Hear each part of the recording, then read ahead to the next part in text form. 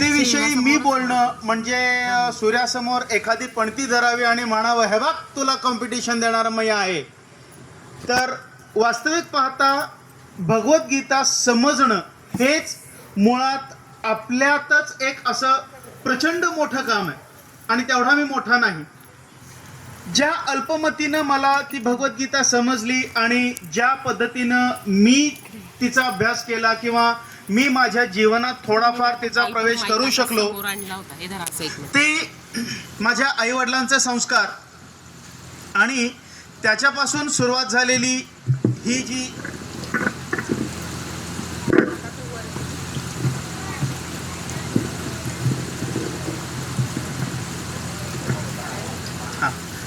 येतोय का आवाज? त्याच्यापासून जे काही माझ्याकडे आई वडिलांचे संस्कार झाले त्याच्यामुळे जे माझ्या आयुष्यात काही बदल घडले. सुरुवातीला मला गीता हा प्रकार नक्की काय आहे हे माहिती नव्हतं. हळूहळू मी थोडीफार वाचली. मॅडमच्या सहवासात आल्यानंतर थोडाफार त्याच्याबद्दल मला जास्त माहिती मिळत गेली, जास्त ज्ञान येत गेलं. एक दिवस असाच माझ्या मित्राशी मी बोलत होतो, तेव्हा नुकतीच गीता जयंती होऊन गेली होती आणि मग बोलता बोलता विषय निघाला, आपण गीतेचं तत्वज्ञान आचरणात आणलं पाहिजे, गीता ज्याप्रमाणे सांगते आपण त्याचप्रमाणे वागलं पाहिजे. तो मित्र म्हणाला, गेली 14 वर्ष मी तेच करतोय, माझ्या बायकोचंच नाव गीता आहे. वास्तविक पाहता अगदी एवढा साधा सोपा सरळ अर्थ असून सुद्धा ज्यामध्ये भगवंतांनी सांगितलंय तू कर्म कर, बाकी काहीही करू नको. पण हे कर्म कर म्हणजे काय कर? गीता हे स्वतः एक उपनिषद आहे, एक अनुभूती आहे जी आपल्याला घेणं गरजेचं आहे.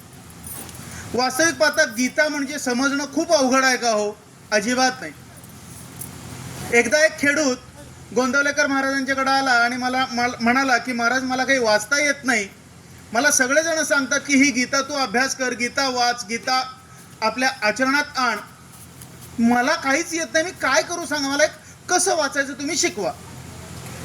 तेव्हा गोंदवलेकर महाराज म्हणाले की आण ते पुस्तक माझ्याकडे दे, तू काही जास्त विचार करू नको, दे पुस्तक माझ्याकडे. आणि त्या पुस्तकावरचं चित्र त्यांनी त्याला दाखवलं आणि म्हणाले हे चित्र नीट बघ, काय आहे या चित्रामध्ये? भगवंत रथ हाकतायत, त्यांच्या रथाच्या घोड्यांचे जे लगाम आहेत ते भगवंताच्या हातात आहेत आणि अर्जुन आपल्या हातात बाण घेऊन आहे आणि हातात गांडीव घेऊन तो तयार आहे. बस एवढंच कर. तुझं जे काही कर्म आहे, जे तू काही करतोयस त्याचा कर्तेपणा तू घेऊ नको, तो भगवंताला दे. तुझे इंद्रियांचे जे काही घोडे आहेत उधळणारे त्यांचे लगाम भगवंताच्या हातात दे आणि तू शांतपणे बसून राहा, तुला बाकी काही करण्याची गरज नाही आहे. भगवद्गीता समजायला एवढी अवघड नाही आहे. मग प्रश्न हा येतो की जवळपास 5,000 वर्ष झाली गीता आपल्याला सांगितली. अहो तेव्हाची परिस्थिती वेगळी होती हो. तेव्हा ना लॅपटॉप होते, ना कम्प्युटर होते, तेव्हा ना थंब होतं, ना फेस रिडिंग होतं, तेव्हा CCTV कॅमेरा पण नव्हते. मग अशा वेळी भगवंतांनी सांगितलेली गीता आजच्या उपयोगात आहे का? आहे. कारण दैनंदिन महायुद्धाचा प्रसंग, रोज सकाळी उठल्यानंतर आपलं महाभारत सुरू होतं. मी स्वतःच्या महाभारताबद्दल बोलतोय, घरातल्या महाभारताबद्दल नाही, कृपया गैरसमज नसावा. म्हणजे काय, मला लहानपणी काय व्हायचं हे विचारलं असताना मी म्हणायचो मला कंडक्टर व्हायचं, कारण त्यावेळी ते अप्रूप असायचं. ड्रायव्हर व्हायचं. जसजसं मोठं होत गेलो तसतसं आपलं एक स्वप्न तयार होतं आणि त्या स्वप्नानुसार आपलं एक ध्येय तयार होतं की मला आयुष्यात हे करायचं आहे. हे झालं तुमचं एक ध्येय, महाभारताची एक बाजू. आणि दुसरं काय, मला माझं घर, माझा संसार सांभाळायचा आहे, त्या दृष्टीनं मला जे करावं लागतंय ते माझ्या ध्येयाच्या विपरीत आहे, ते माझ्या ध्येयापासून मला वेगळं नेणार आहे. मग आज मी कुणाचं ऐकू? माझं स्वप्न, माझं ध्येय याच्याकडे बघू की संसार आहे बाबा तुला ते करावंच लागेल ह्याच्याकडे बघू? हा आपला दैनंदिन युद्धाचा प्रसंग. आणि ह्या ठिकाणी मग आपल्या हातातली लेखणी, जसं अर्जुनाच्या हातातलं गांडीव, आपल्या हातातली लेखणी थरथरायला लागते, मनात विचार यायला लागतात की मी जे करतोय ते बरोबर आहे, मी जे करतोय ते योग्य आहे, अयोग्य आहे, कुणीतरी सांगा रे मला. आणि ह्या ठिकाणी गरज पडते ती एका कृष्णाची, आणि तो त्या काळात होऊन गेला, आता माझ्याकडे नाही आहे. मग काय आहे? ज्या प्रश्नरूपी किंवा ज्या विवेचनरूपी, ज्या गीतरूपी हे जे सगळे श्लोक सांगितलेले आहेत, त्याचा आजच्या काळात उहापोह करून त्यानुसार आपण आपल्या वागण्यात आणणं म्हणजेच खऱ्या अर्थानं गीता आचरणात आणणं असं झालेलं आहे. आता वास्तविक पाहता गीतेतला प्रत्येक संवाद हा कृष्ण आणि अर्जुन यांच्यातला संवाद आहे. मग तसं तर माझा आणि तुमचाही चालू आहे, पण यातली सगळ्यात महत्वाची गोष्ट म्हणजे हा संवाद एका हृदयापासून दुसऱ्या हृदयापर्यंत चालू आहे. ती फक्त श्रवण भक्ती नाही आहे, ती आहे हृदयातून हृदयाला सांगितली गेलेली, हृदयातून हृदयाला समजलेली. मला सांगा, लहान मूल आपलं जेव्हा हट्ट करतं तेव्हा सुद्धा आपल्याला त्याला समजवायला कधी कधी 2-2, 3-3, 4-4 दिवस लागतात. कधी महिना तो राग जात नाही. कधीच मध्येच पोरगं उठतं आणि म्हणतं, बाबा तुम्ही मला त्यावेळी सांगितलं होतं, तुम्ही मला हे देणार होता, अजून दिलेलं नाहीये. आपल्या बापलेकांचं सुद्धा एवढ्या जवळचं संवाद असून सुद्धा काही विषय आपले वर्षानुवर्ष ताटकळत राहतात. त्या ठिकाणी 45 मिनिटात जी भगवंतानी गीता सांगितली, 45 मिनिटात जो उपदेश केला, त्या उपदेशावर तो अर्जुन विश्वास ठेवतो काय आणि स्वतः धनुष्य घेऊन युद्धासाठी तयार होतो काय? का हे होऊ शकलं? कारण तो संवाद हा एका हृदयापासून दुसऱ्या हृदयापर्यंत झाला होता. आणि हे प्रत्येक संवाद त्यातले जे आहेत, त्यातला जेव्हा आपण मतितार्थ गर्भितार्थ समजून घ्यायला लागतो, तेव्हा आपल्याला कळायला लागतं की दैनंदिन महायुद्धाचा प्रसंग आणि वपू काळेंनी म्हणल्यासारखे आपण सारे अर्जुन कायम आपल्याकडं हेच आहे की मी हे करू की नको करू, काय करू आणि कसं करू. वास्तविक पाहता भगवद्गीतेचे जे 18 अध्याय आहेत, त्यातले पहिले 2 अध्याय हे वातावरण निर्मिती करतात. ज्या ठिकाणी धृतराष्ट्र आणि संजयाचा संवाद घेतलेला आहे. संजय आपल्या पूर्ण कुरुक्षेत्रावर दिसणाऱ्या गोष्टींचं विवेचन करतोय की अमुक एक ठिकाणी हे उभे आहेत, अमुक एक ठिकाणी ते उभे आहेत, अमुक एक असं व्यूह तयार आहे. आणि अशा वेळी अर्जुनानं भगवंतांना विनंती केलेली आहे की मला मध्ये घेऊन चला आणि तिथं जाऊन मला सांगा मी काय करू. त्याच्यानंतरचे पुढचे 6 अध्याय जे आहेत ते विषय प्रवेश करतात. 9 ते 12व्या अध्यायामध्ये मुख्य विषय मांडलेला आहे, ज्याच्यामध्ये भक्तियोग, कर्मयोग आणि तू काय जग आणि कसं जग याविषयी मार्गदर्शन केलेलं आहे. आणि शेवटच्या 2 अध्यायामध्ये संपूर्ण गीतेचा सारांश दिलेला आहे. आता वास्तविक पाहता मला समजलेली गीता आणि ज्या आपण आचरणात आणू शकतो अशा प्रकारची गीता, या पद्धतीचं विवेचन करताना मी फक्त 3 महत्त्वाचे प्रश्न या ठिकाणी उपस्थित करणार आहे आणि त्याच्यावर माझ्या अल्पमतीला जे सुचलं ते मी बोलणार आहे. पहिलं, आपण सगळेच अर्जुन आहोत आणि आपण सगळेच कृष्ण आहोत. आपण सगळेच भगवंताचे अंश आहोत.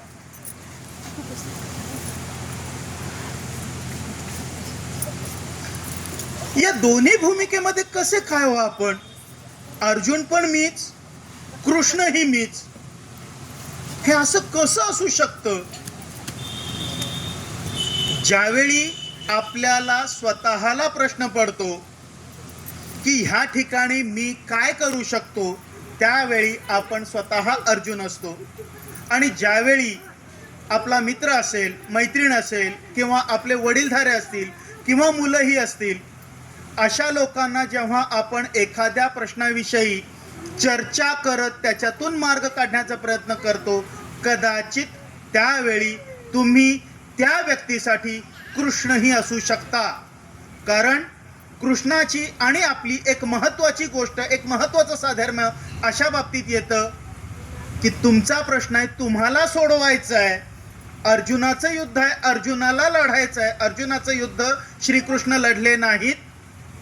माझ्या मुलाचं युद्ध तो लढेल, मी लढणार नाही. माझ्या मित्राचं युद्ध तो लढणार आहे, त्याला मी सहाय्य करू शकतो, मदत करू शकतो. त्या ठिकाणी मी कृष्ण आहे. त्याचं युद्ध आपण नाही लढू शकत.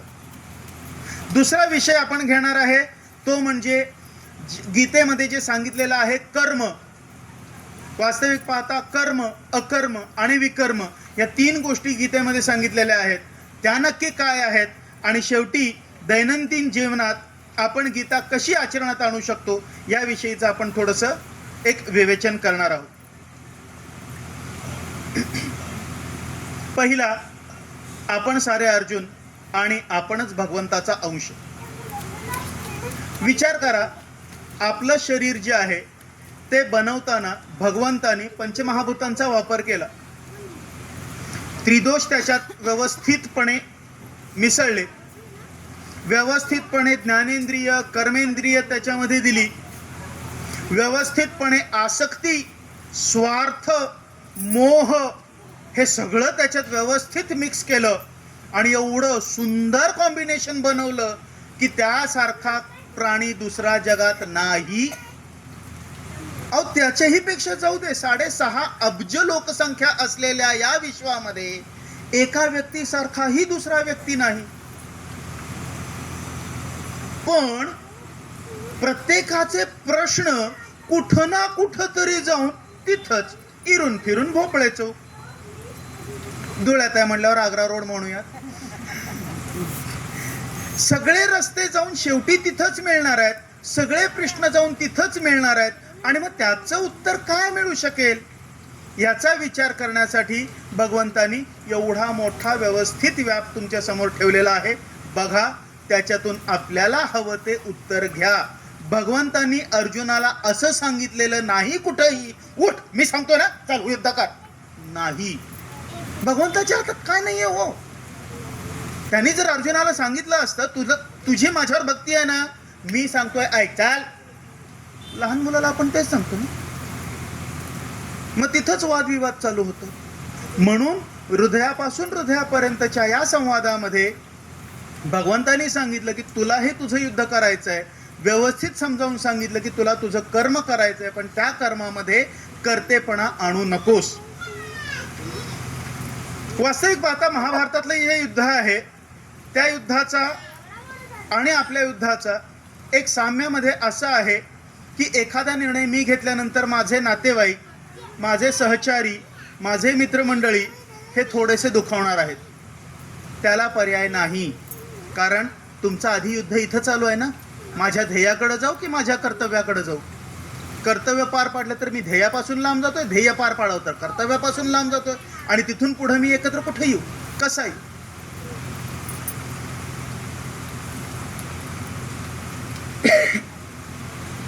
आता भगवद्गीतेचं वास्तविक पाहता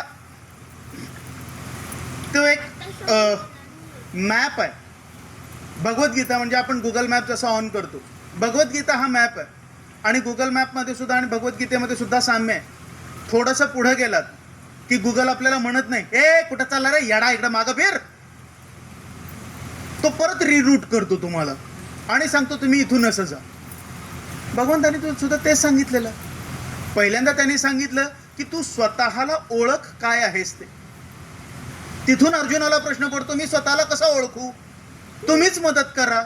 मग भगवंतांनी 11 विकराळ रूप दाखवलं. बघ आता ओळख स्वतःला. मला बघू शकतो नाही, मग आता स्वतःला बघ. तिथून अर्जुन परत रिरूट झाला आणि एवढं सगळं झाल्यानंतर पुन्हा जेव्हा युद्धाला तयार होतो तेव्हा तो म्हणतो नाही, एका बाजूने मी क्षत्रिय आहे, मला युद्ध तर करावं लागणार आहे, पण समोरच्या बाजूला माझे स्वतःचे नातेवाईक आहेत, त्यांना मी कसं मारू? परत तिथून परत भगवंत त्याला मागं नेतात, परत पहिल्यापासून सुरुवात करतात आणि सांगतात की तू जे कर्म करणार आहेस त्या कर्माचं करते पण मला दे, तू फक्त कर्म कर, बाकीचं मी बघून घेईन काय करायचं. अशा वेळी मग इरून फिरून शेवटी शेवटी शेवटी शेवटी कृष्ण भगवंतांनी त्याला समजावून सांगितलं की तू जे करणार आहेस ते अकर्म आहे, ते विकर्म आहे, विशेष असं ते कर्म आहे ज्याचं करते पण तुला घ्यायचा अधिकार नाही. तेव्हा तेव्हा अर्जुन तयार झाला युद्धासाठी. आता वास्तविक पाहता मी मगाशी म्हणलं की आपलं स्वतःच महाभारत चालू होऊन जातं. मग या महाभारतातली पात्र कोण? पहिला अर्जुन. आपण आपल्या मानवी रूपात सगळ्या शंका, काळजी आणि सवयींसह सकाळी उठल्यानंतर, जाऊ दे उठू का मी, एक अर्धा तास पडतोच. अर्जुनाचंही तेच झालं ना, लढायला तयार झाला. द्रौपदीवरच्या अन्यायासाठी म्हणून तर लढायला तयार झाला. आपल्या भावंडांच्यावर होणाऱ्या अन्यायासाठी म्हणून लढायला तयार झाला. गजर बंद केला आणि परत झोपला. दुसरा कृष्ण. कोण कृष्ण? मी स्वतःच. मी जसं म्हणलं तसं दैनंदिन महायुद्धाचा प्रसंग, आपणच अर्जुन आहे, आपणच कृष्ण आहे. माझ्यातला उच्च मी म्हणजे जो मी दैवयोगातून आलेलो आहे. आपण म्हणतो ना कोहम सोहम, मी कोण आहे? मी साक्षात तो आहे. ज्या गोष्टी माझ्यात आहेत त्या त्याचाच अंश म्हणून आहे. त्यामुळं आपणच कृष्ण. कौरव, आपल्यातले जे काही गुण आहेत, अवगुण आहेत, त्या सगळ्यांचा समुच्चय म्हणजे आपण कौरव आहोत. आणि पांडव हे आपल्यातले महान गुण किंवा शरीरातली चक्र आहेत. रथ आपलं भौतिक शरीर आहे आणि घोडे हे आपल्या 5 संवेदना ज्यांच्याद्वारे स्वतःद्वारे मार्गदर्शन करणं आवश्यक आहे. गीता काय शिकवते? गीतेचा पहिला श्लोक, धर्मक्षेत्रे कुरुक्षेत्रे, सुरुवात झाली ध पासून, आणि शेवटचा श्लोक, यत्र योगेश्वर कृष्णो यत्र पार्थो धनुर्धर तत्र श्रीर्विजयर भूतीर ध्रुवा नीतीर मतीर मम. म्हणजे सुरुवात ध पासून झाली, शेवट म पर्यंत झाला. म्हणजे गीता आपल्याला पूर्ण 18 अध्यायांमधून शिकवते, तो धर्म शिकवते. धर्म म्हणजे काय? मी हिंदू, हा मुसलमान, तो ख्रिश्चन, तो शीख, तो अमुक आणि हा अमुक, तो हा धर्म नाही. हा धर्म नाही. आपला धर्म काय? दिलेलं विहित कर्म, निहित कर्म किंवा आपणहून स्वीकारलेलं कर्म पूर्णपणे यथोचित पार पाडणे आणि त्यातून बाजूला होणे, त्यातून विरक्ती येणे, याला धर्म म्हणतात. गुंतुनी साऱ्या गोतावळ्यात पाय माझा मोकळा, रंगुनी साऱ्या रंगात रंग माझा वेगळा. हा जेव्हा तुम्हाला भाव येतो तेव्हा तुमचं विहित कर्म, तुम्ही अंगीकृत कर्म पूर्ण केलं, तेव्हा तुम्ही धर्माचरण केलं असा अर्थ होतो. मी शिक्षक आहे म्हटल्यावर माझं काम काय आहे? मुलांना शिकवणं. पण खरंच मी शिक्षक आहे का? नाही, मी वैश्य आहे. का? कारण मी जेव्हा शाळेत जातो, मी जेव्हा कॉलेजमध्ये जाऊन मुलांना शिकवतो, तेव्हा मी त्याच्या बदल्यात काहीतरी घेतो. मी माझं ज्ञान विकतो, तेव्हा मला पैसे मिळतात. मी विक्रेता आहे, समोरचा ग्राहक आहे. तेव्हा माझं काम काय आहे? शिक्षक म्हणून गुणवत्ता देणं, याच्याही पेक्षा एक विक्रेता म्हणून माझ्या गिऱ्हाईकाला मी व्यवस्थित सेवा देणं हे माझं काम आहे. त्या ठिकाणी मी माझा धर्म पूर्ण करतो. थोडासा आता माझ्याच विषयावर येतो. मी शिक्षक आहे, मुलांना शिकवतो. हो, ते अभ्यासच करत नाहीत हो, मग होतात फेल. त्याच्यात मी काय करणार? मी माझं धर्म पूर्णपणे पार पाडलेला नाही. मी धर्माबद्दल बोलू शकत नाही. का? ज्यावेळी मी स्वतःला शिक्षक म्हणून घेतो तेव्हा माझा विद्यार्थी घडवणं, आता माझी जेव्हा ओळख करून दिली ते जरा जास्तच झालं. विद्यार्थी घडवले नाही, ते घडले म्हणून मी घडवू शकलो. हा भाव जेव्हा खरंच मनापासून येईल, हे मी आता सांगतोय, खरंच मनात आहे का नाही ते मला किंवा त्यालाच माहिती, रादर त्यालाच जास्त माहिती. जेव्हा हा भाव येईल तेव्हा खऱ्या अर्थाने मी तो धर्माचरण करतो. आणि म्हणून आपण हळूहळू एका स्वतःला बंदिस्त पिंजऱ्यामध्ये कोंडून टाकतो. कुठले पिंजरे आहेत हे? माझी आसक्ती. मला 4 पैसे जास्त मिळण्यासाठी मी जे काही करू शकतो ते मी करू शकतो. विद्यार्थ्यांना शिकवताना किंवा एखादा मी आता मॅनेजमेंटनं माझ्यासाठी काहीतरी केलं पाहिजे ही अपेक्षा ठेवतो, तेव्हा मी माझी आसक्ती, मग काय अर्थ माझ्यासाठी काही करतच नाही तू, माझ्या बरोबरीचे अमुक अमुक लोक एवढे एवढे पुढे गेले, मी मागच राहिलो, खटाक एक दरवाजा बंद. काय करावं, यावर्षी रिझल्ट कमी लागला आणि सर मलाच बोलायला लागले, माझं काय चुकलं होतं सांगा, मुलांनी अभ्यास केला नाही, हे नाही ते नाही, खटाक दुसरा दरवाजा बंद. असे एक एक करून आपण आपल्या स्वतःच्या अपेक्षा, स्वतःची नाराजी, ज्याच्यामध्ये आपला काहीही रोल नसतो, आपला काहीही त्याच्यामध्ये भाग नसतो, अशा ठिकाणी स्वतःला दोष देत बसतो. किंवा ज्या ठिकाणी आपण करू शकतो त्या ठिकाणी आपण काहीही न करता दुसऱ्याला दोष देत बसतो. एक उदाहरण घ्यायचं झालं, एका ट्रॅफिक हवालदार एका स्त्रीची लायसन्ससाठी म्हणून, 4 व्हीलरच्या लायसन्ससाठी म्हणून मुलाखत घेत असतो. तो एक प्रश्न विचारतो, बाई तुम्ही गाडी चालवताय आणि एका बाजूला नवरा येतोय आणि एका बाजूला सासू येतीये, तुम्ही काय माराल? तर ती म्हणते मी सासूला मारील. फेल. या परत 3 महिन्यांनी, परत ती 3 महिन्यांनी जाते, परत हाच प्रश्न विचारला जातो, एका बाजूने नवरा येतो एका बाजूने सासू येतीये, तुम्ही आता काय माराल? मागच्या वेळी माझं उत्तर चुकलं, नवऱ्याला मारीन. अहो बाई गाडी चालवताय, ब्रेक मारा. आपली अवस्था हीच होते. तो आडवा आला, त्याच्यामुळं माझं प्रमोशन गेलं, त्याच्यामुळं माझं हे झालं, त्याच्यामुळं माझं ते झालं. संधी कोणी दिली? संधी कोणी दिली? एक लक्षात ठेवा, जोपर्यंत तुम्ही परवानगी देत नाही तोपर्यंत समोरचा तुमचं भलंही करू शकत नाही, तुमचं वाईटही करू शकत नाही.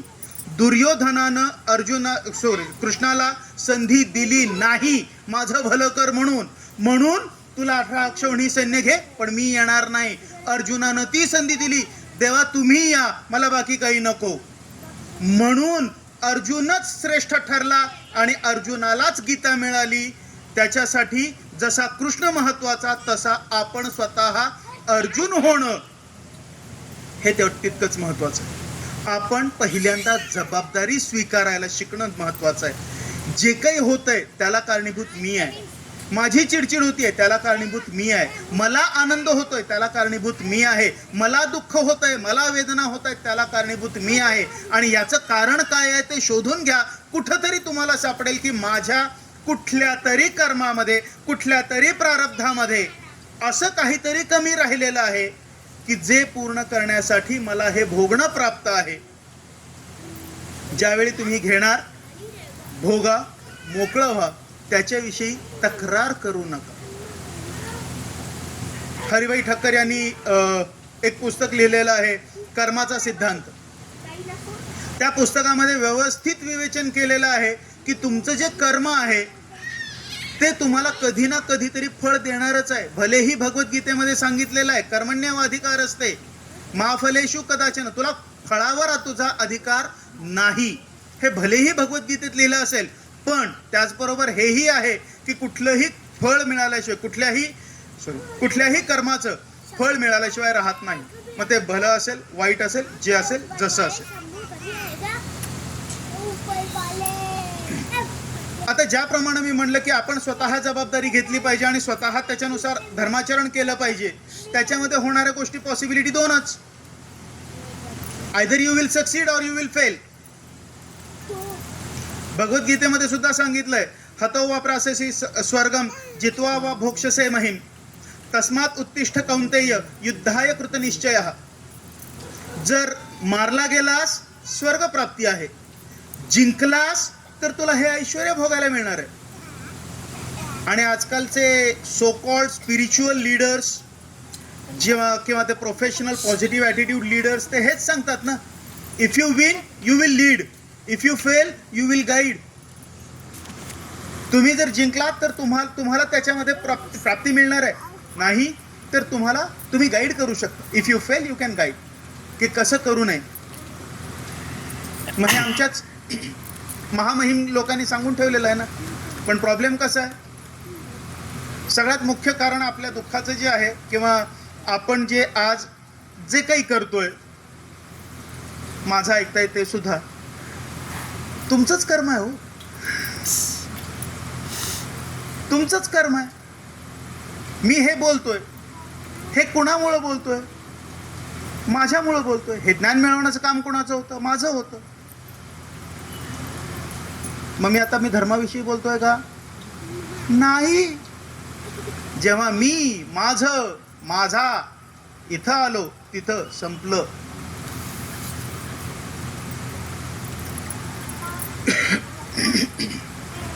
आता वास्तविक पाहता आपण जेव्हा जगत असतो तेव्हा आपल्याला हे सगळं कळतं की आपण असं वागलं पाहिजे, असं केलं पाहिजे. मी सुका कचरा ओला कचरा वेगळा करून घंटागाडीत टाकला पाहिजे. अरे पण मी बघतो तर घंटागाडीत ओला कचराही एकत्रच टाकलाय, सुका कचराही तिथंच टाकलाय, सगळं त्याच्यातच टाकलाय. मी एकट्यानं काय फरक पडणार आहे? एक गोष्ट सांगतो, ते काय गोष्टीनं मज्जा येते. एक बाई रोज देवळात जात असते, महादेवाला अभिषेक करत असते आणि बाकी देवांना अभिषेक वगैरे करून देवळाला प्रदक्षिणा वगैरे मारून ती रोज परत येते घरी. हा तिचा नित्यक्रम चालू असतो. तिथला पुजारी रोज तिला बघत असतो, रोज ती त्या पुजाराला नमस्कार करायला येत असते, त्यांचे संवाद होत असतात.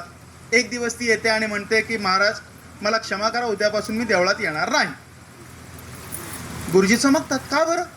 अगं तुझे कित्येक वर्षांचा हा परिपाठ आहे, तू असा का सोडून देतेस? ते म्हणते काय करू मी इथे येऊन, इथे मला देव मिळतच नाही. का? अहो मी इथे येते तिथं ते टवाळक्या करत लोक बसलेले असतात, तिथं पान तंबाखू खाऊन कोपऱ्यावर कोणीतरी थुंकलेलं असतं, काय नुसते सगळ्या चेष्टा मस्कऱ्या अमुक तमुक दंगे चालू असतात, कोणी कोणाच्या उखाळ्या पाखाळ्या काढत बसलेले असतात. हे म्हाताऱ्या 4 बायका येतात आणि तिथं गप्पा मारत बसतात, म्हणे माझी सून अशीच माझी सून तशीच. गुरुजी शांतपणे तिच्याकडे बघतात, तिचं सगळं बोलणं ऐकून घेतात, म्हणतात एक प्रश्न विचारू? हो विचारा. तू येणार नाही आहेस काही हरकत नाही, उद्यापासून आली नाहीस तरी चालेल, देवाला तुझ्या येण्यानं फरक पडत नाही. फक्त एकच सांग, तू खरंच देवासाठी येत होतीस? बस का गुरुजी मी रोज सकाळी पाणी घेऊन देवाला अभिषेक करते, असं करते तसं करते. परत तोच प्रश्न, तू खरंच देवासाठी येत होतीस? गुरुजी तुम्ही आता माझा रागाचा अंत बघायला लागलाय. ठीक आहे, चिडू नकोस, मी फक्त एक काम सांगतो तेवढं कर. म्हणून ते गुरुजी तिला एक ताम्हण देतात, त्या ताम्हणात काठोकाठ पाणी भरतात आणि म्हणतात आता ह्या फक्त मंदिराला प्रदक्षिणा घालायची, अट एकच की यातलं एकही थेंब पाणी खाली पडता कामा नये. ठीक आहे, त्यात काय एवढं? म्हणून ती प्रदक्षिणा मारायला, प्रदक्षिणा पूर्ण होते, ती गुरुजींच्याकडे येते. गुरुजी म्हणतात पाणी सांडलं नाही. बर ठीक आहे, व्हेरी गुड, छान झालं. आता तू उद्यापासून अजिबात येऊ नकोस या मंदिरात तुझी काही गरज नाही आहे. फक्त एवढंच सांग की जेव्हा तू हे ताम्हण भरून या मंदिराला प्रदक्षिणा घालत होतीस तेव्हा ते आजी आजोबा काय बोलत होते तू ऐकलंस का? त्या ठिकाणी कोण काय करत होते तू बघितलंस का? अमुक या ठिकाणी अमुक एक चाललं होतं ते तिकडं तुझं लक्ष गेलं का? नाही महाराज, तुम्हीच तर म्हणाला होता पाणी सांडू नये, मी कशाला इकडं तिकडं लक्ष देऊ, माझं लक्ष इथं होतं.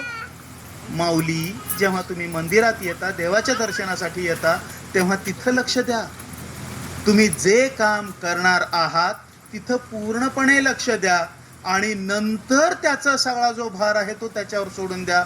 मग तुझं मंदिरात येणं बाई हे सार्थक ठरेल, त्याचं काहीतरी तुला फळ मिळेल. नाही तर तुझं येणं जाणं हे तुझं वजन कमी करण्यासाठी फिरणं, याच्या पलीकडं काहीही होणार नाही. म्हणून अर्जुनाला सुद्धा हे सांगितलंय की तुझं कर्म करण्याचा उद्देश हा फळप्राप्ती नको आहे.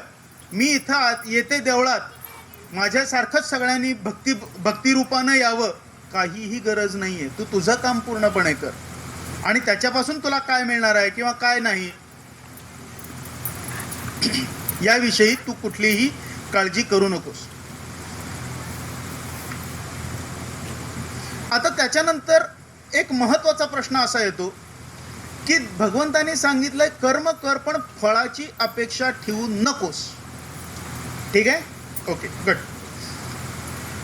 मी मुलांना चांगलं वर्गात शिकवतोय आणि ते मुलं दंगा करतायत, ऐकत नाहीयेत. त्या मुलांनी माझं ऐकावं आणि त्यांच्या परीक्षेत त्यांनी चांगल्या मार्काने पास व्हावं, ही पण अपेक्षा ठेवायची नाही का हो? मी शिकवतोय ना, त्यांनी शिकलं पाहिजे. मग मी शिकवताना त्यांनी शिकलं पाहिजे, ही अपेक्षा ठेवणं चुकीचं आहे का माझं? नाही, तसं बघायला गेलं तर नाही. पण इथं सुद्धा मी स्वतःलाच दोष देईन, कारण आपल्या प्रत्येक कृतीची जबाबदारी जेव्हा आपण स्वतः घ्यायला लागतो ना, तेव्हा तो येतो आणि तुमच्या रथाचे सारथ्य करतो. जबाबदारी स्वतः घ्यायला पाहिजे. मुलं दंगा का करतायत? कारण त्यांच्यापर्यंत ते पोचत नाहीये जे मला पोचवायला हवं. मला काय करावं लागेल? माझी पद्धत बदलावी लागेल, जेणेकरून ते त्याच्यात भाग घेतील, ते त्याच्यात येतील. आता याच्या ठिकाणी अजून एक गोष्ट अशी आहे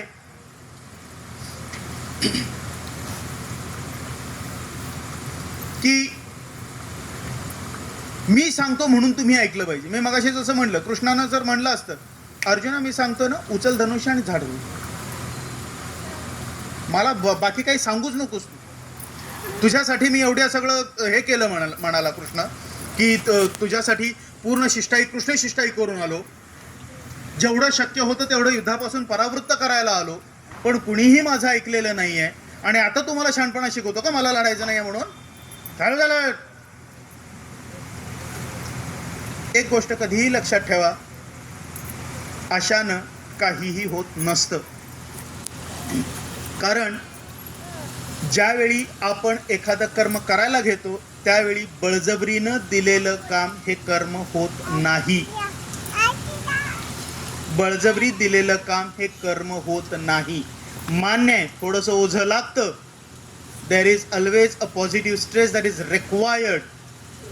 पण तो दबाव किती पाहिजे ह्याला सुद्धा महत्व.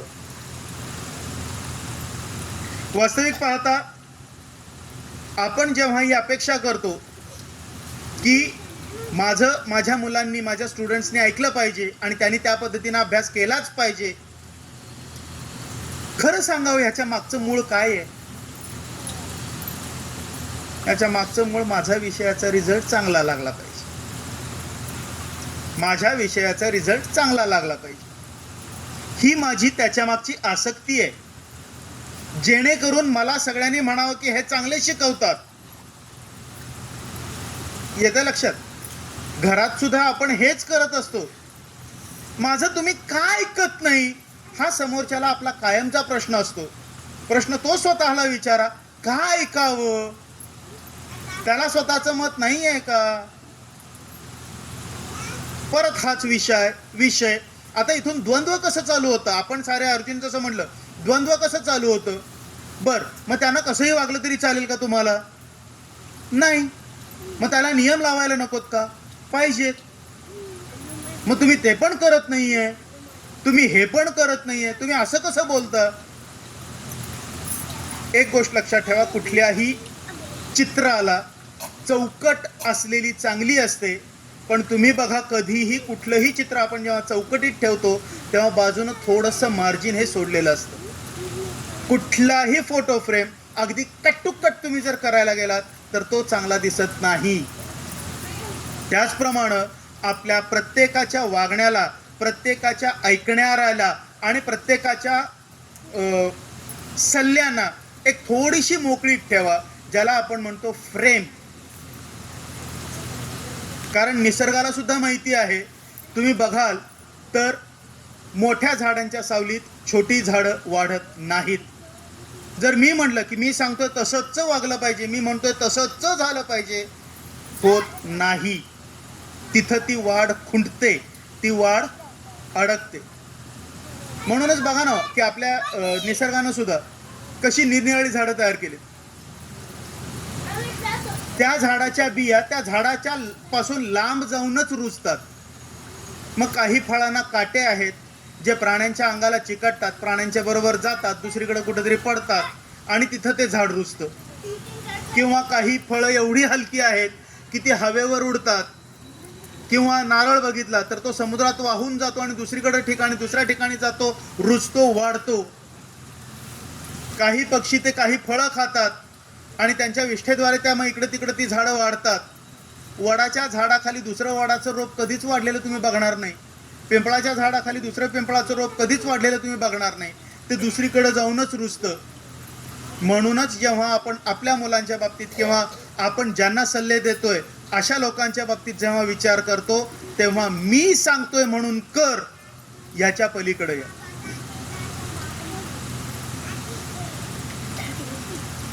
म्हणून ते एक गीत पण आहे ना, आकाशी झेप घेरे पाखरा, सोडी सोन्याचा पिंजरा, सोडी सोन्याचा पिंजरा.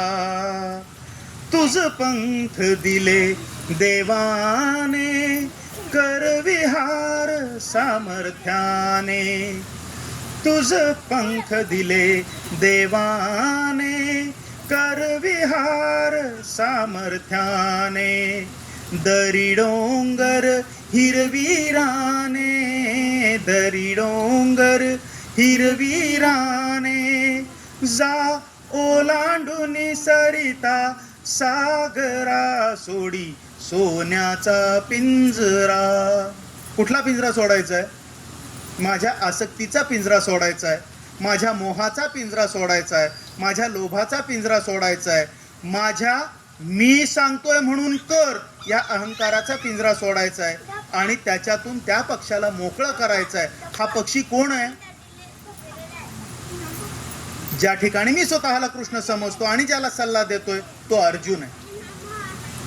थोडस मोकळं सोडा, त्याला विचार करायला प्रवृत्त करा. आणि म्हणूनच श्रीकृष्ण सांगतात की बाह्य पदार्थांचा संयोग सोडून दोन्ही भुवयांमध्ये दृष्टी स्थिर करून इंद्रिय, मन, बुद्धी यांचं संयमन कर. म्हणजे आपल्या ह्या ज्या दोन गोष्टींच्या मध्ये आपलं जे फसलेलं द्वंद्व आहे, माझं ध्येय की कर्तव्य, त्याच्यामध्ये तुला एकरूपता आणता येईल. त्याच्यामध्ये तुला एका ठिकाणी कुठंतरी जुळवून घेता येईल. आता जेव्हा भगवंतांनी कर्म कर म्हणून सांगितलेलं आहे, ते कर्म काय आहे? एकदा अर्जुन म्हणतात की हे कृष्णा, बघायला गेलं तर धर्मराज युधिष्ठिर सुद्धा दानशूर आहेत, पण जेव्हा कौतुक होतं तेव्हा कर्णाचंच होतं. दानवीर कर्ण, दानशूर कर्ण म्हणूनच कौतुक होतं. युधिष्ठिराचं का होत नाही? कृष्ण म्हणतात हा प्रश्न त्यानं विचारलेला तर योग्य झाला असता, पण आता तू विचारतोस तर चल तुलाच दाखवतो. उद्या सकाळी तू आणि कर्ण दोघंही येतात. आता त्यावेळची गोष्टच वेगळी. आता 1 लाख रुपये तोळा झालाय, पण त्यावेळी भगवंतांनी 2 सोन्याच्या टेकड्या करून दिल्या, एक अर्जुनाला एक कर्णाला, आणि सांगितलं तुम्ही ह्या सोन्याच्या टेकड्यातलं सोनं गावकऱ्यांना वाटायचं. ठीक आहे, गुड. अर्जुन गेला, आता मला दानवीर म्हणून नाव मिळेल ह्या इच्छेनं गेला. छानपैकी त्या टेकडीवर जाऊन उभा राहिला, म्हणाला गावकऱ्यांनो इकडे या, भगवंताच्या कृपेनं ही मला सोन्याची टेकडी मिळालेली आहे, मी सगळ्यांना दान करणार आहे. जेवढं तुम्हाला घेऊन जायचं तेवढं घेऊन या. चला या या या या या सगळ्यांनी या. 1 मिनिट गर्दी करू नका, सगळ्यांना मिळेल एका रांगेनं या. पुढे या, मागे या. ए तू मागे जा, ए तू पुढे ये. आणि असं करून काही काही गावकऱ्यांना मदत करून खणाला पण लागला. हो, त्या ठिकाणी त्याचा कर्ता भाव जागा झाला, मी करतोय. आणि त्याच वेळी कर्णालाही तीच होती ना सोय. कर्ण आला, गावकऱ्यांना म्हणाला या ही टेकडी तुमची, गेला निघून. मारो, फोडो, तोडो, धुदो, काय करायचं ते करू दे तिकडं, माझा त्याच्याशी संबंध नाही. इदम न मम, हे माझं नाही. मी एकदा दान केलं ना, तुळशीपत्र सोडलं, विषय संपला.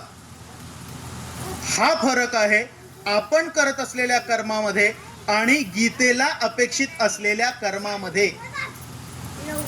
मी बोलतोय, माझं ऐकायला तुम्ही इथं आलात, मी तुम्हाला सांगतोय. इथं ज्यावेळी मी मी मी मी मी मी बोलतोय तेव्हा तो झाला कर्ता गुंतून राहिलेलं कर्म. ह्या कर्माला माफ करा पण किंमत शून्य. का? कारण हे जे मी करतोय ते का करतोय, कोण करवतोय माझ्याकडून? करता करविता तो आहे, मी नाही. मी फक्त माध्यम आहे. आता एक छोटासा प्रश्न मी विचारेन, मला प्रामाणिकपणे उत्तर हवंय. आपण एखादा कपडा शिवायला घेतो तेव्हा तो कपडा सुई शिवते, धागा शिवते का तुम्ही शिवता?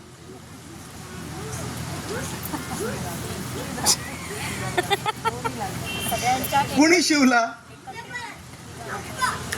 धागा सुईमध्ये गेला म्हणून तो जोडवू शकला. ती सुई त्या कपड्याच्या भोकामधून पुढे गेली म्हणून ती शिवली गेली. पण त्याला जोर तुम्ही लावला म्हणून ते कापड एकसंध झालं. नक्की कर्म कुणाचं? मग आपण असं का म्हणतो आज मी हे केलं म्हणून? हो, नक्की कर्म कुणाचं? मी एखाद्या पुस्तकातून एखादा रेफरन्स देतो, ते पुस्तक लिहिलं कोणी? त्या व्यक्तीनं. त्याने कुठून तरी रेफरन्स घेतला, ते सांगितलं कुणी? अमुक एकानं. त्याच्यातून मी काढलं आणि मी तुमच्या समोर मांडतोय. ते मांडण्यासाठी ही सगळी अरेंजमेंट केली कुणी? अमुक एकानं. पण त्यांनी तरी केली का? नाही. हे भाड्यानं आणलं, दिलं कुणी? अमुक एकानं. म्हणजे जेव्हा ही पूर्ण घटना घडली तेव्हा मी जेव्हा म्हणतो की मी सांगतोय, काय सांगतोय? एल्ले काहीच नाही. कारण हे सगळं घडून येण्यासाठी अनेक गोष्टी कारणीभूत असतात, पण त्यामध्ये शेवटचं माध्यम असलेला मी स्वतःला श्रेय घेतो आणि मी सगळ्या कर्माचं तळपट करून टाकतो. ही शिल्लक राहत नाही. आणि मग परत पाप पुण्याचा घडा भरत नाही, पापाची गणता वाढत जाते आणि म्हणून पुनर्जन्माची सोय देवानी करून ठेवलेली आहे. भोग तुझी कर्म. आपण सुद्धा म्हणतो ना कर्म माझं. इथं सुद्धा मी पण जात नाही हो, स्वतःला शिव्या घालताना सुद्धा कर्म माझं. अरे कशाला? तुमचं कर्म आहे हे त्यालाही माहितीये, तुम्हालाही माहितीये. कशाला परत स्वतःला करते पण घेताय? तर त्याच्याविषयी एक सुंदर गोष्ट आहे. आपण एखादी गोष्ट जेव्हा समजून घेतो, एखाद्या गोष्टीबद्दल जेव्हा मानून घेतो, तेव्हा प्रत्येकाचा व्ह्यू कसा राहतो. एक गोष्ट तुम्हाला कदाचित माहिती असेल, दोन गोष्टी सांगेन मी. त्यातली एक पहिली गोष्ट, एक राजाकडे एक साधू येतो आणि राजा म्हणतो, महाराज मला तुमच्याकडनं काहीतरी हवंय. तर तो साधू विचारतो, काय हवंय नक्की तुला? असं काहीतरी द्या की जे मला सतत उपयोगी पडेल. तेव्हा तो साधू एका कागदावर वाक्य लिहितो आणि त्याला देऊन टाकतो. म्हणतो, हे तू आयुष्यात 2 वेळा बघायचं. एक जेव्हा तू अतिशय सुखात असशील, अतिशय आनंदात असशील, आणि एक जेव्हा तू अतिशय दुःखात असशील. काय वाक्य होतं? ये दिन भी जाएंगे. तयार रहा, ये दिन भी जाएंगे. तशीच एक दुसरी गोष्ट सांगतात की ज्या ठिकाणी, आता ह्या ठिकाणी परिस्थितीनुरूप त्या वाक्याचा अर्थ बदलला. आता आपल्या भावविश्वानुसार, आपल्या भावनांनुसार आपलं सभोवतालचं विश्व कसं बदलतं याचं एक उदाहरण. एक हलवाई असतो, तो छानपैकी जिलबी तळत असतो. रबडी जिलबीचा त्याचा व्यवसाय असतो आणि तो जिलबी तळत असताना समोर एका माठात लस्सी किंवा रबडी काढून ठेवलेली असते. तिथे एक सारखा कावळा येत असतो. तो कावळा त्या मडक्यात चोच घालायचा प्रयत्न करतो म्हणून हा झाऱ्यानं त्याला हाकलायचा प्रयत्न करतो. एकदा होतं, दोनदा होतं, 3दा होतं. कावळा पण हुशार, त्याला कळतं याचा काही झारा आपल्यापर्यंत पोचत नाही. आणि तो जाऊन त्या माठावर बसतो. आता हा हाकलायचा प्रयत्न करतो, झारा पोचत नाही, कावळा कशाला उडतोय. मग हा जवळच पडलेला एक लोटा घेतो आणि फेकून मारतो. नेमका तो लोटा जो आहे त्याला कावळ्याला मारायचं तर नसतं, पण तो लोटा कावळ्याच्या डोक्याला लागतो आणि कावळा मरतो. हे सगळं एक साधू महाराज तिथं बघत असतात. या हलव्याला पश्चाताप होतो की आपल्याला कावळ्याला मारायचं नव्हतं, पण कावळा मेला, आपल्या हातून पाप झालेला आहे, म्हणून तो दुःखी होऊन बसतो आणि दुकान बंद करून टाकतो. त्यावेळी साधू महाराज तिथे येतात आणि कागदावर एक वाक्य लिहितात, काग दही पर जान गवायो, काग दही पर जान गवायो. त्याच वेळी थोड्या त्या रस्त्यावरून एक नेहमीचा जाणारा येणारा पांतस्थ वाटसरू चाललेला असतो. तो एका बँकेत कामाला असतो. तो तिथं येतो आणि हलवायला विचारतो. आता तोही दुःखीच आहे, कारण बँकेनं त्याला नोकरीवरून काढून टाकलेलं असतं. का तर एका चुकीच्या कागदावर त्यानं सही करून ते लोन मंजूर केलेलं असतं, ज्याच्यामुळे बँकेला खूप मोठा फटका बसलेला असतो, म्हणून बँकेने त्यांना हाकलून दिलेलं असतं. तो विचारतो हलवायला, का हो तुम्ही आज दुकान का उघडलेलं नाहीये? मी तर दुःखी आहे, जाऊ दे मोर दे, माझं ठीक आहे, तुम्ही का उघडलं नाही? तर त्यानं त्या कागदाकडे बोट दाखवलं. काग दही पर जान गवायो हा त्याचा अर्थ घेतो कागद ही पर जान गवायो. वाक्यतेचा अर्थ दुसरा. भावविश्व आपलं बदललं की त्याच्यातली स्पेस बदलत जाते. त्या ठिकाणी तिसरा एक माणूस येतो. तो म्हणतो, महाराज मला भूक लागलेली आहे, मला तुम्ही काहीतरी खायला द्या. तो हलवाई म्हणतो, नाही रे बाबा, माझं दुकान बंद आहे. काय झालं? तो म्हणतो, काही नाही, मी आई वडिलांच्या विरोधात जाऊन एका मुलीशी लग्न केलं. माझा बाप अतिशय तिरसट, त्याने आम्हाला घरात घेतलं नाही, पण आईची माया म्हणून तिनं सुनेसाठी जे काही केलेले होते दागिने ते माझ्या बायकोच्या हवाली केले, काही पैसे दिले, जेणेकरून मी इथे येऊन हॉटेलमध्ये राहू शकलो. पण नशीब माझं फुटकं, मी बापाचं ऐकायला पाहिजे होतं. ती पोरगी काही चांगली नव्हती, ती माझं सगळं सोनं नाणं कपडे लत्ते घेऊन पळून गेली. तेव्हा हलवाई त्या पाठीकडे बोट दाखवतो. का गदही पर जान गवायो, काग दही पर जान गवायो, कागद ही पर जान गवायो, का गदही पर जान गवायो. आपलं ज्याप्रमाणे भाव आहेत, आपलं ज्याप्रमाणे बघणं आहे, दृष्टी म्हणतात ना, यथा दृष्टी तथा सृष्टी. ज्याप्रमाणे आपण बघतोय, ज्याप्रमाणे आपल्याला समजतंय, आपण त्याप्रमाणे वागतो. पण खरंच हे भगवंताची आपल्याकडनं अशी अपेक्षा आहे का हो? असं वागावं ही अपेक्षा आहे का? मग कसं वागावं अशी अपेक्षा आहे?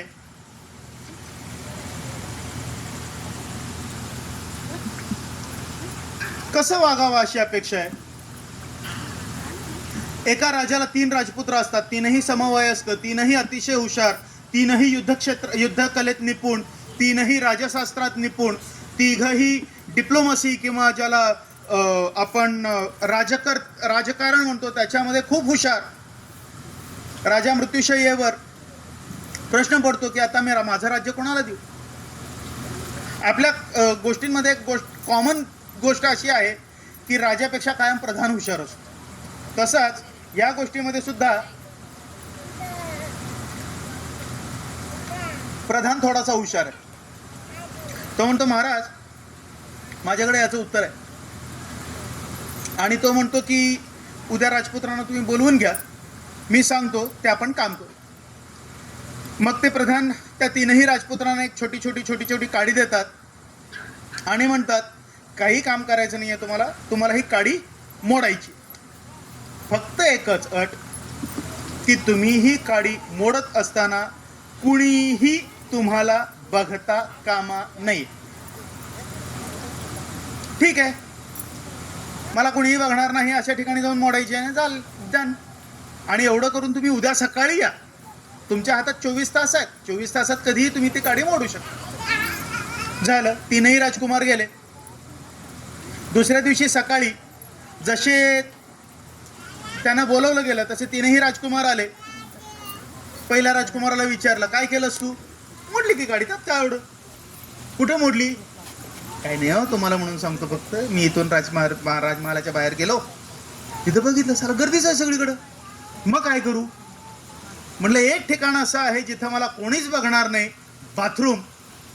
मी स्नानगृहात गेलो आणि तिथं पडद्याच्या आडाला उभे राहून गाडी तोडून टाकली. गट, छान, सुंदर, अप्रतिम. तू काय केलं म्हणून दुसऱ्याला विचारलं. दुसरा म्हणाला, मी सगळीकडे गेलो, कुठं ना कुठेतरी मला कोणी ना कोणीतरी बघणारच होतो, मी शेवटी एक काम केलं म्हणाला. मी दाट जंगलात गेलो, एका झाडाच्या आडाला उभं राहिलो, बघितलं मला कोणी बघित नाही ना, आणि काडी मोडून टाकली. छान, सुंदर. तिसऱ्या राजकुमाराला विचारलं, तू काय केलंस? जसा प्रश्न विचारला तसा तो धाय मोकलून रडायला. का रे बाबा, काय झालं? मी काय केलं तुला? महाराज, सगळ्यात पहिल्यांदा मला क्षमा करा की मी तुमच्या आज्ञेचं पालन करू शकलो नाही, कारण तुम्ही मला काडी तोडायला सांगितली होती, मोडायला सांगितली होती, मी ती मोडू शकलो नाही, म्हणून मला माफ करा. अरे पण काय झालं, का मोडू शकला नाहीस तू? महाराज, यांनी जसं केलं तसं मी सगळ्या जगात फिरलो म्हणाला, सगळ्या राज्यभरात फिरलो, आपल्या राजधानीत फिरलो, जंगलात गेलो, पण मला एकही जागा अशी सापडली नाही जिथं मी स्वतःला बघू शकत नव्हतो. हे कर्म अपेक्षित आहे. जेव्हा मी स्वतःला बघू शकत नव्हतो अशी मला एकही जागा सापडली नाही, म्हणून मी हे दुष्कर्म करू शकलो नाही, ही भावना जेव्हा येते तेव्हा परमेश्वराकडून आपल्याला अपेक्षित सत्कर्म म्हणतात ते घडतं. Your character is dictated by what you do when nobody is watching you. तुम्हाला कुणीही बघत नसताना तुम्ही जे करता ते तुमचं कॅरेक्टर आहे, तो तुमचा स्वभाव आहे, ती तुमची गुण आहेत, ते तुमचे गुण अवगुण जे काही आहे ते डिक्टेट करतात. तुमचा स्वभाव त्या गोष्टी डिक्टेट करतात. कोणीतरी बघतंय म्हणून मी काहीतरी चांगलं करीनच ना हो. का? कोणीतरी बघतंय. आम्हाला लहानपणी शाळेत शिक्षा घ्यायला खूप भीती वाटायची, खूप नको नकोसं वाटायचं. का? मुली बघतात. हे नाही, आम्हाला त्यावेळी हे कळायचं नाही ना की आपण शिक्षकांनी सांगितलेलं आहे, अभ्यास एखादा दिलेला आहे, त्याच्या मागं काहीतरी आपलं भलं व्हावं ही त्यांची भावना असेल. नाही, त्यावेळी मुली बघतात, ते बघू नये म्हणून शिक्षा घ्यायची नाही, म्हणून अभ्यास करायचा. पण भगवंतांनी असं नाही सांगितलेलं की अमुक एक करायचं, अमुक एकासाठी आपण हे करतोय किंवा अमुक एक करतोय म्हणून करायचंय. आणि ह्याच्यासाठी म्हणून कर्मात करते पण घेऊ नको हे सांगण्यासाठी म्हणून त्यांनी आपल्याला एका श्लोकामध्ये सांगितलेलं आहे की कर्म काय आहे, अकर्म काय आहे आणि विकर्म काय आहे. किम कर्मेति कवयोप्यत्र मोहिता तत्ते कर्म प्रवक्ष्यामी यज्ञात्वा मोक्षसे शुभात. कोणतंही कर्म करण्यापूर्वी त्याचं स्वरूप जाणून घेणं महत्वाचं आहे. कर्म म्हणजे काय? काहीतरी विशिष्ट संकल्प करून आपण एखादं कार्य करतो त्याला कर्म म्हणतात. उदाहरणार्थ, आपण पूजेला बसतो तेव्हा किंवा काही समारंभामध्ये आपण अन्नदान करतो, प्रत्येक वेळी गुरुजी आपल्याला सांगतात संकल्प सोडा किंवा संकल्प घ्या. संकल्प घेऊन केलेलं कर्म ते खऱ्या अर्थानं कर्म होतं. मग विकर्म म्हणजे काय? आता वास्तविक पाहता संस्कृतमध्ये जर विकर्म या शब्दाचा अर्थ घेतला तर दोन्ही बाजूनं होतो. एक वाईट असं कर्म विकर्म, किंवा विशिष्ट असं कर्म म्हणजे विकर्म. तर भगवंतांना ह्या ठिकाणी विकर्म म्हणजेच जे आपण कर्म करतो ते विशिष्ट कर्म असावं असे अपेक्षा आहे. ज्या कर्मात आपलं तन मन धन असतं ते खऱ्या अर्थानं विकर्म. आता याच्या बाबतीत माझ्या मामीने एक घटना सांगितली होती. साताऱ्यामध्ये जिल्हा परिषदेमध्ये एक ऑफिसर होते, जिल्हा परिषदेच्या एका खात्यामध्ये. ऑफिस उघडायची वेळ 10 वाजताची. तो माणूस 8:30 पावणे 9ला ऑफिसमध्ये येणार म्हणजे येणार. आता त्यावेळी काही CCTV कॅमेरा वगैरे नव्हते. लोकांनी अनेक बाबतीत त्याच्या बाबतीत ऑब्झर्व हे केलं होतं की तो माणूस स्वतःच्या तंद्रीतच असायचा 10-10:30 पर्यंत. बर, कामात कुठेही खोट नाही, पण मग हा माणूस आपलं काम 10 ते 5 या वेळेतच पूर्ण करतो. मग 8:30 वाजल्यापासून येऊन करतो काय? काहीतरी चेटूक करत असणारा बाबा. अशा पद्धतीनं त्याच्या बाबतीतली तक्रार त्याच्या वरिष्ठांच्याकडे केली गेली. एक दिवस वरिष्ठांनी पाळत ठेवली आणि बरोबर 9:15 धाड पडली त्याच्या टेबलवर. त्यावेळी हा बाबा स्वच्छ मोकळ्या टेबलवर असं काहीतरी खाऊ घालत होता. अरे काय चेटूक बिटूक करतो का काय? सगळेजण त्याच्यावर ओरडले. जसे ओरडले तसा हा रडायला लागला. काय झालं? आज माझा देव तुमच्यामुळे उपाशी गेला. काही काय सांगतो? तो म्हणतो मी 8:30 वाजता येतो आणि इथं मानस पूजा करतो, आणि मानस पूजेमध्ये मी माझ्या देवाला आता नैवेद्य अर्पण करत होतो, त्यावेळी तुम्ही आलात आणि माझा देव निघून गेला. काहीतरी खोटं बोलतोय म्हणून त्याचे वरिष्ठ त्याला ओरडायला गेले. तेव्हा बघितलं की त्याच्या हाताला तूप लागलं होतं, समोर स्वच्छ टेबल आणि सुगंधित शिऱ्याचा वास येत होता. तो म्हणाला मी माझ्या देवाला आत्ता शिरा खाऊ घालतो. हे झालं विकर्म. तन मन धन यानं तो त्याच्यातच होता, म्हणून हातात नसलेल्या गोष्टीला सुद्धा, भौतिक गोष्ट तिथं नाही, शिरा नाही, पण तरी हाताला तुपाचा वास आहे, केशराचा वास आहे. का? ती मानस पूजा जेव्हा त्या व्यक्तीनं केली त्यावेळी त्या व्यक्तीच्या समोर तिथं देव होता. नामदेवानं खीर खा म्हणून आग्रह धरला, ते पोरग रडायला लागलं पायरीवर बसून. तेव्हा विठ्ठलाला सुद्धा उंबऱ्यावर यावं लागलं आणि नामदेव पायरीपाशी बसून त्याची खीर खावी लागली. तेव्हा म्हणतात आपण विकर्म केलं. नाही तर आपलं कर्म असतं सुख करता दुःख करता. अगं गॅस बंद केला का? वर्ता विघ्नाची नुरवी पुर. कोण आलंय बघ, ते इस्त्रीचे कपडे द्यायचे राहिलेत. कुठं आहात? ना आपण कर्मात आहात ना विकर्मात आहात. ज्यावेळी तन मन धन देऊन आपण एकच गोष्ट करतो. विचार बघा, आपण म्हणजे मला असं नाही म्हणायचं की आपण कधीच विकर्मात नसतो. आपण दिवसातला एक क्षण कधी ना कधीतरी प्रत्येक जण हा विकर्मात जातो, प्रत्येक जण हा ध्यानात जातो.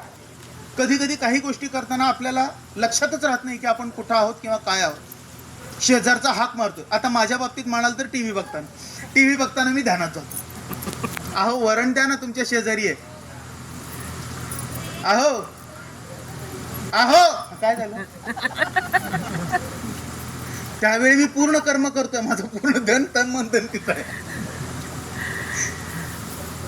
कुठलंही कर्म करा, पण ज्यावेळी ते कर्म कराल त्यावेळी पूर्ण ज्या मन आणि हृदय तिथंच असेल तेव्हा ते विकर्म होतं. मग अकर्म म्हणजे काय? अकर्म म्हणजे काय? ज्याच्यात कर्तेपणाचा भाव नाही ते अकर्म. मी केलेलं कर्म हे असं असं आहे, याच्यात माझी आसक्ती नाही. मला कुणी चांगलं म्हणावं अशीही अपेक्षा नाही, कुणी खोट काढली तर राग येण्याचं कारण नाही. हे जे असतं हे अकर्म. आणि खरं अकर्म जर कोण करत असेल तर माऊली तुम्ही करता जेव्हा तुम्ही स्वयंपाक करता. स्वयंपाक करत असताना कुठल्याही आईला हे वाटत नाही की माझ्या मुलानं मला 2 शब्दात म्हणावं, आई खरंच छान झालाय का स्वयंपाक. अपेक्षा कधीच नसते. तिची अपेक्षा हीच असते की माझ्या पोरानं पोटभर जेवावं. आणि ही आसक्ती, ही प्रेमाची आसक्ती आहे जी कृष्णालाही अर्जुनाच्या बाबतीत होती. त्याला त्याच्या बाबतीत प्रेम वाटत होतं, म्हणूनच त्यानं त्याचं युद्ध लढावं ही त्याची तळमळ होती. कृष्णानं सुद्धा जेव्हा भगवद्गीता सांगितली तेव्हा खऱ्या अर्थानं निर्भेळ अर्थानं ते अकर्म नाही. कारण त्याच्यात कृष्णाला वाटत होतं की ह्यानं आता हे समजून घेऊन युद्धाला तयार व्हावं. म्हणून म्हणतो अकर्म कुठलं आहे, तर आई जेव्हा स्वयंपाक करते ना तेव्हा ते अकर्म असते.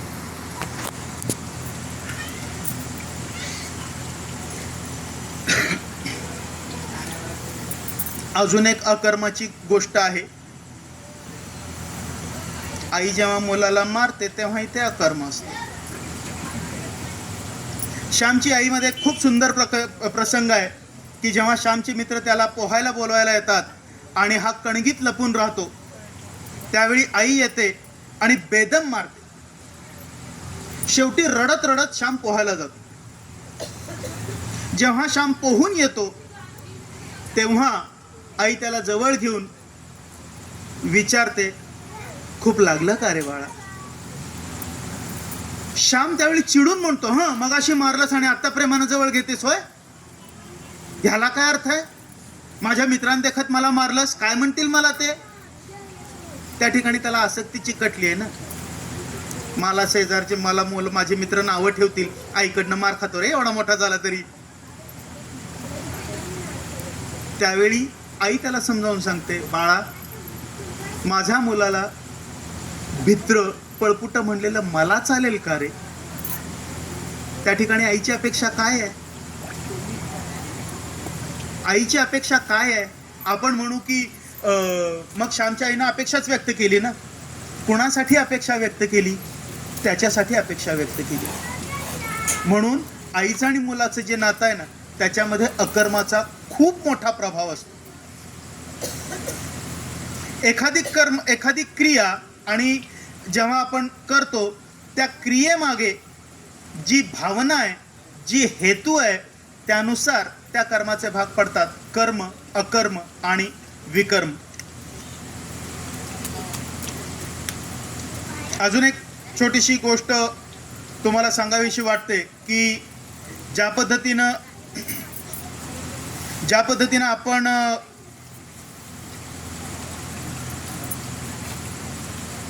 मनुष्य रूपात वावरतो त्याच पद्धतीनं ही भगवद्गीता सांगत असताना परमेश्वर हे मनुष्य रूपात आहे. म्हणूनच मी मगाशी म्हणलं की आपणच सगळे अर्जुन आहोत आणि आपणच सगळे कृष्ण आहोत. आता शेवटच्या भागामध्ये परत थोडासा येऊ. त्याच्यामध्ये आपण एक भाग हे बघणार आहोत की नक्की आपल्याला दैनंदिन जीवनामध्ये गीता कुठल्या अर्थानं अंगीकारायची आहे किंवा कुठल्या अर्थानं आपल्याला त्याचा आस्वाद घ्यायचा आहे किंवा अनुभूती घ्यायची. सगळ्यात पहिली गोष्ट आपल्या मनातून जी काढून टाकली गेली पाहिजे ती ही की गीता हे पुस्तक आहे. गीता हा ग्रंथ नाही, गीता हे पुस्तक नाही, गीता हे तत्वज्ञान आहे.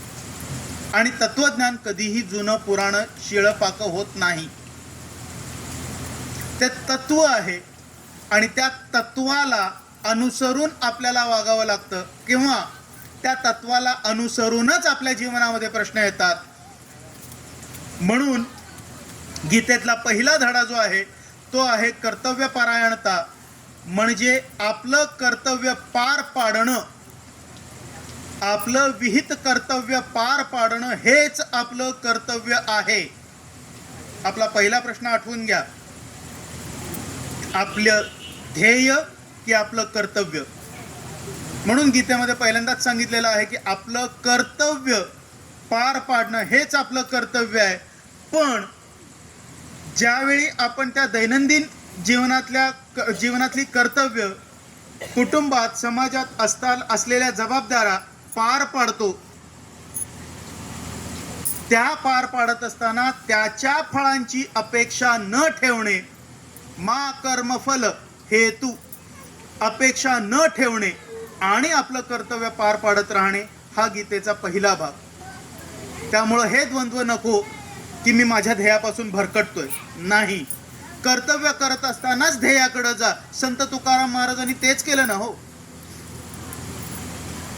त्यांना ऊसाच्या शेतात राखणदार म्हणून ठेवलं. त्या मालकानं खुश होऊन औसाचं शेत, छान शेत राखलं म्हणून त्या माऊलीला ऊस दिले आणि हे बापडं सगळ्या गावाला ऊस वाटत आलं. काय राहिलं त्यांच्याकडं? काही नाही. पांडुरंग पांडुरंग म्हणत ते आले आणि त्यांच्या सगळ्या पोरांनी ऊस काढून घेतले आणि शेवटी आपल्या पोरांसाठी 2-4 खांडकं घेऊन आले. बघितलं की बघायला गेलं तर मोळीभर दिलेलं ऊस. कर्तव्य परायणता, त्यांचं ध्येय काय होतं? पांडुरंगापर्यंत जाणं. काय करत? संसार करत. संसारही केला नेटका आणि अध्यात्मही नेटका केलं. दुसरा धडा, भगवद्गीतेतला दुसरा धडा, मनशांती. मन शांत ठेवा.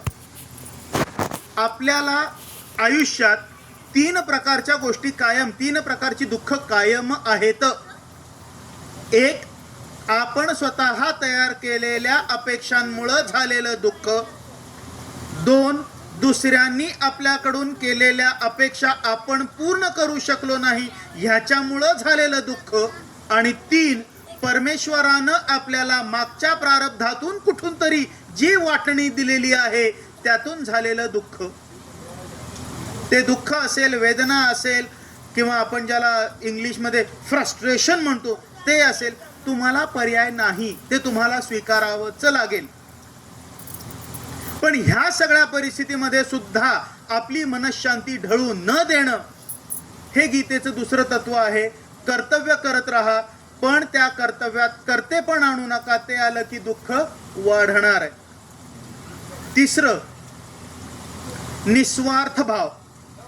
भगवान कृष्ण सांगतात की आपल्या कामात आपल्याला फळाची अपेक्षा करू नये आणि आपलं कर्तव्य व्यवस्थित पूर्ण करणं हे आपलं ध्येय असलं पाहिजे. आलं लक्षात आता? ध्येय, गोल, कर्तव्य व्यवस्थित पूर्ण करून आपण ध्येयाप्रतीही जाऊ शकतो. आणि आपलं ध्येय हेच पाहिजे की मला दिलेलं काम जे आहे, माझं विहित, निहित किंवा अंगीकृत जे कर्म आहे ते माझं व्यवस्थित पार पडलं पाहिजे. आणि सगळ्यात महत्त्वाचा धडा जो भगवद्गीतेत सांगितलेला आहे तो म्हणजे आत्मविश्वास. भगवंत सर्वज्ञानी होते. श्रीकृष्णांना पुढं काय होणार आहे हेही माहिती होतं. ते अंतर्ज्ञानी होते. मग तरी सुद्धा त्यांनी अर्जुनानं प्रश्न विचारेपर्यंत वाट का पाहावी हो? वास्तविक पाहता जेव्हा अर्जुन आपलं सैन्य मागायला आला होता तेव्हाच त्यांनी गीता सांगून मोकळं व्हायला पाहिजे होतं, आहे की नाही? नाही. जोपर्यंत मागितला जात नाही तोपर्यंत सल्ला देऊ नका, हे भगवंतांनी स्वतः सांगितलेलं आहे. वास्तविक पाहता त्यांनी अर्जुनाला आधीच सांगायला पाहिजे होतं की तुझ्या बाबतीत असं होणार आहे, तू असं असं करशील, माहिती आहे मला, ऐनवेळी लढाईत गेला की तलवारीत पाणी घेशील, त्याच्यापेक्षा आता तू ऐक मी काय सांगतोय. नाही, कृष्णाला विचारू दिलं, त्याच्या हातातून गांडीव स्त्रवू दिलं, निखळू दिलं आणि मग गीता सांगितली. त्याचाच अर्थ त्याच्यामध्ये ज्यावेळी आत्मविश्वासाची कमी होत गेली त्याच वेळी त्यांना विश्वास दिला आणि त्याच वेळी सांगितलं की तू काम कर, मी त्याच्या मागे आहे आणि करता मीच राहणार आहे. हे जे माझं आजचं जे काही विवेचन होतं ते भगवंतांनी माझ्याकडून करून घेतलेलं आहे. याच्यात जर तुम्हाला काही आवडलं असेल तर तो त्याचा भाव आहे, काही हीन राहिलं असेल तर ते मात्र कर्तेपणानं मी माझं म्हणून घेईन, कारण त्याच्यामध्ये काहीतरी सुधारणा करून पुढच्या वेळी आणखीन काहीतरी चांगलं देता येईल. बोला पुंडलिक वरद हरी विठ्ठल श्री ज्ञानदेव तुकाराम पंढरीनाथ महाराज की जय. श्री कृष्णार्पणमस्तु.